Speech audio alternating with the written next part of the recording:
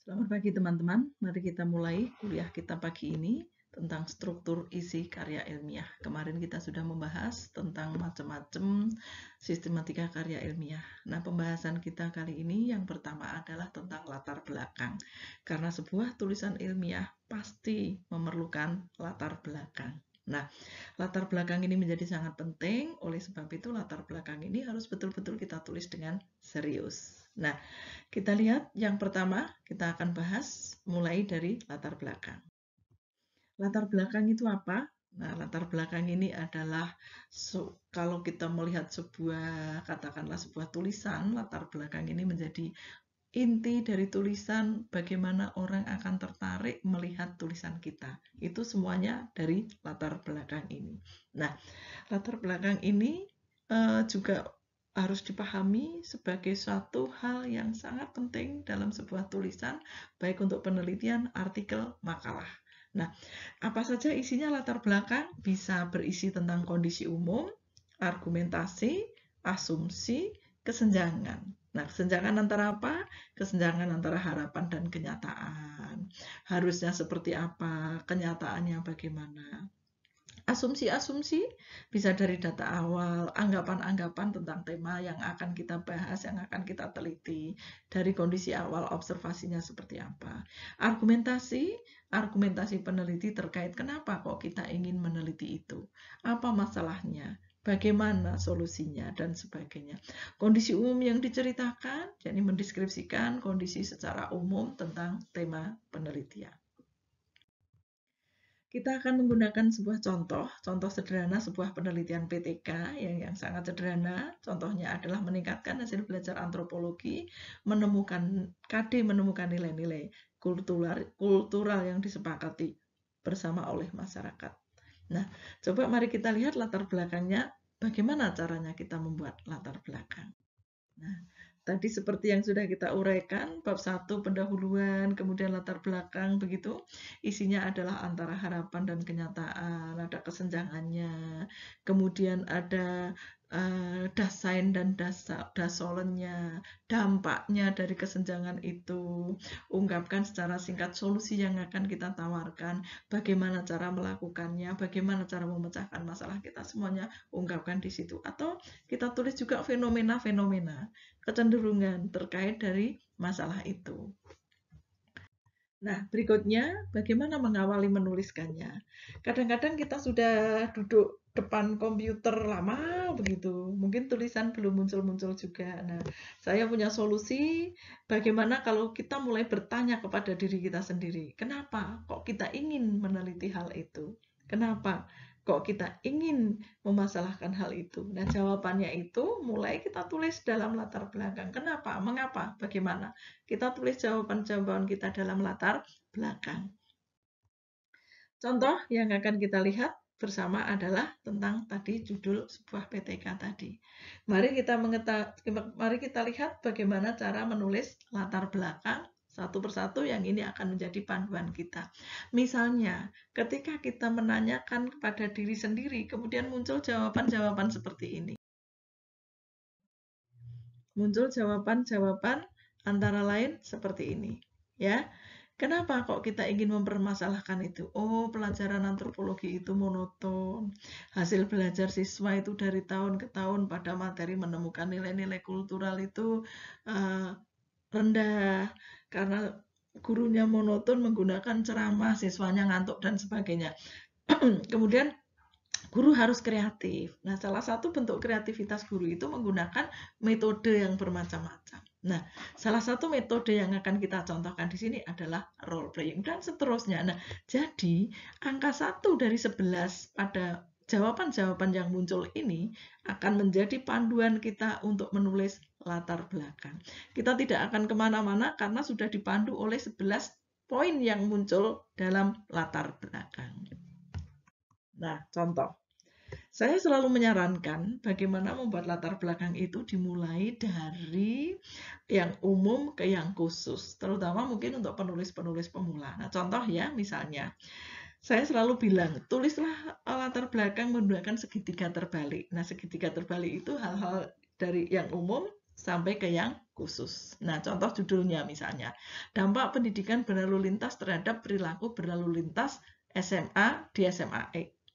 Kita bisa mulai dari perilaku lalu lintas pelajar di Indonesia, kemudian pendidikan berlalu lintas di Indonesia, perilaku disiplin berlalu lintas pelajar di Indonesia, kemudian mengerucut di kota X, kasus pelanggaran disiplin berlalu lintas di Indonesia, kemudian di kota X, kemudian di SMA X. Nah, langsung mengerucut, kemudian sampailah pada rumusan permasalahannya. Nah, rumusan permasalahannya tentu misalnya bagaimana sikap berlalu lintas pelajar di SMA X, tidak lagi membahas yang Indonesia gitu, karena ini akan terlalu luas. Nah, bisa saja dengan segitiga yang normal, tapi takutnya kalau segitiga normal nanti yang di bawah itu lebar, maka persoalannya menjadi yang dibahas menjadi yang lebar, bukan ke yang sempit tadi.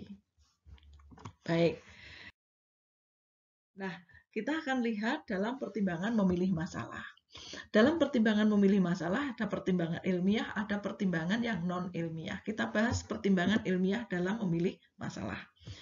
Ada 3 pertimbangan, yakni pertama, kita melihat masalahnya itu bisa diteliti. Artinya, masalah yang bisa diteliti adalah masalah yang ada datanya, ya. Masalah yang ada datanya. Kalau tidak ada datanya, namanya tidak bisa diteliti, begitu. Nah, kemudian masalah itu tidak harus besar, masalah itu tidak harus luas, tetapi masalah itu bermakna, penting, ya, bagi masyarakat. Masalah yang memenuhi persyaratan teknis metodologis. Nah, itu bisa teramati, bisa diteliti. Yang berikutnya, pertimbangan yang non-ilmiah. Yang non-ilmiah itu pertama terkait dengan minat kita sebagai peneliti. Kalau kita tidak berminat terhadap masalah itu, ya jangan meneliti, karena nanti menjadi hidup segan, mati tak mau, menjadi ogah-ogahan, dan sebagainya. Jadi, kita meneliti sesuatu yang menjadi persoalan di masyarakat, dan itu menarik minat kita. Nah, kemudian kita harus mempertimbangkan resistensi sosial, resistensi kultural, dan resistensi ideologis. Penolakan-penolakan itu juga kita pertimbangkan. Masalah yang dapat diteliti itu bila gejala dan indikasinya, realitasnya dapat diamati. Kemudian, kalau datanya itu tidak terkumpul, ya berarti tidak bisa diteliti. Nah, jika jawaban atau pemecahan dari hasil pengumpulan dan pengambilan data itu dapat ditarik simpulan, itu berarti masalah bisa diteliti. Dan tergantung keberanian peneliti. Peneliti berani nggak meneliti masalah itu. Kalau nggak berani, jangan meneliti, nanti nggak akan dapat data. Nah, contoh masalah yang tidak bisa diteliti, misalnya di sini ada gambaran kehidupan sesudah mati. Siapa yang ingin ditanya? Bagaimana cara ngambil datanya? Ini perlu dipertimbangkan, karena orang yang sudah mati tidak bisa kembali dan tidak bisa ditanya. Baik atau jelek poligami itu? Menurut siapa? Di mana? Nah, ini menjadi masalah-masalah, rumusan-rumusan masalah yang ambigu, yang banyak makna yang tidak bisa diteliti. Perlu atau tidak lembaga pemasyarakatan itu? Tidak perlu ditanya ya, ini tidak perlu dijawab, apalagi diteliti ya. Apakah guru perlu bersikap disiplin? Ini tidak perlu ditanyakan, apalagi diteliti, ditanya aja nggak perlu. Ya.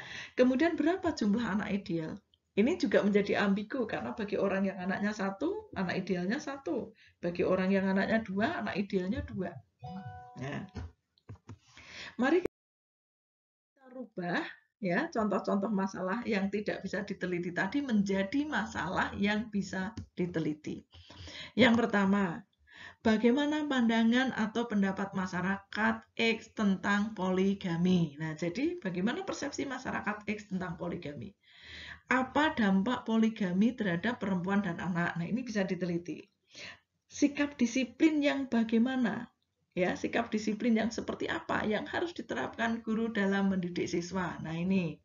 Bagaimanakah dampak jumlah anak terhadap pola asuh? Nah, itu bisa diteliti. Model lembaga pemasyarakatan yang seperti apa yang sesuai untuk anak misalnya. Nah, ini bisa diteliti. Masalah itu bisa ditemukan dari mana? Masalah itu bisa ditemukan dari kita pengalaman lingkungan, dari teori, dari laporan hasil penelitian, dari kebijakan lembaga atau organisasi. Kita lihat satu persatu. Dari pengalaman lingkungan. Dalam sebuah lingkungan tentu terdapat hal-hal yang menarik minat kita sehingga menimbulkan ide-ide, seringkali menimbulkan ide-ide untuk menulis, ya.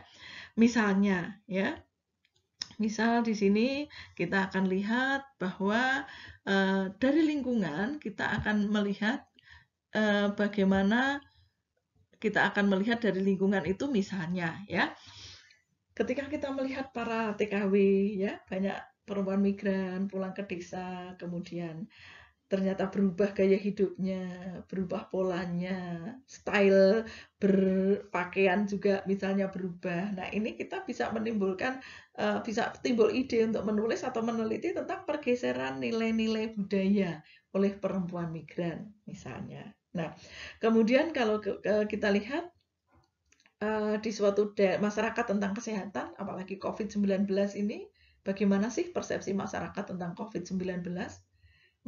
Bagaimana persepsi masyarakat tentang pemakaian masker? Nah, ini bisa diteliti. Kita duduk di sebuah tempat, kemudian kita melihat ada anak-anak muda membagi makanan kepada orang-orang di sekitar situ. Kemudian kita bisa punya ide untuk menulis ada komunitas. Nah, komunitas anak muda yang membagi makanan di situ yang disebut komunitas pagi berbagi, misalnya. Nah, itu contoh-contoh dari pengalaman lingkungan. Yang dari pengalaman teori, ya, dari teori membaca teori kita bisa menemukan suatu penelitian, bukan memasalahkan teori itu sendiri, tetapi kita setelah membaca teori kita bisa menyimpulkan, misalnya teori motif berprestasi. Di situ dikatakan anak yang lebih demokratis akan lebih berprestasi dibandingkan anak yang diasuh orang tuanya yang tidak demokratis. Benar atau enggak? Misalnya, motif berwirausaha, anak yang diberi kebebasan pendidikan akan punya ide berwirausaha dibandingkan anak yang tidak diberi kebebasan. Betul atau enggak? Nah, ini kan bisa kita teliti. Nah, kemudian menemukan masalah dari hasil penelitian terdahulu. Membaca penelitian terdahulu bisa menginspirasi kita untuk melakukan penelitian yang lain. Misalnya entah itu penelitian lanjutan, entah itu lebih memperluas, entah itu menguji ulang, membandingkan, mempersempit. Nah, ini semuanya bisa menimbulkan ide-ide kita untuk meneliti. Yang berikutnya adalah dari menemukan masalah dan kebijakan lembaga organisasi. Ketika kita lihat ada lembaga organisasi atau pemerintah mengeluarkan kebijakan, maka kita bisa menjadikan itu sebuah penelitian. Misalnya kebijakan tentang kenaikan pangkat pegawai negeri dengan angka kredit, maunya pegawai negeri ternyata otomatis misalnya. Kebijakan penetapan usia masuk sekolah yang kemarin heboh, ya. Apakah berdasarkan usia, kemudian kalau berdasarkan usia bagaimana dengan yang kelas akselerasi dan sebagainya. Ini menimbulkan satu ide untuk diteliti. Kebijakan tentang pengaruh utamaan gender, apakah sekarang ini pengaruh utamaan gender sudah berjalan atau belum? Nah, ini bisa diteliti. Ya, banyak sekali yang bisa diteliti dari masalah kebijakan ini. Nah, baik. Kira-kira itu materi singkat kita, mudah-mudahan ada manfaatnya untuk kita semuanya, dan mudah-mudahan kita semuanya bisa menulis dengan baik sesuai dengan kaidahnya. Terima kasih, sampai ketemu pada pertemuan berikutnya.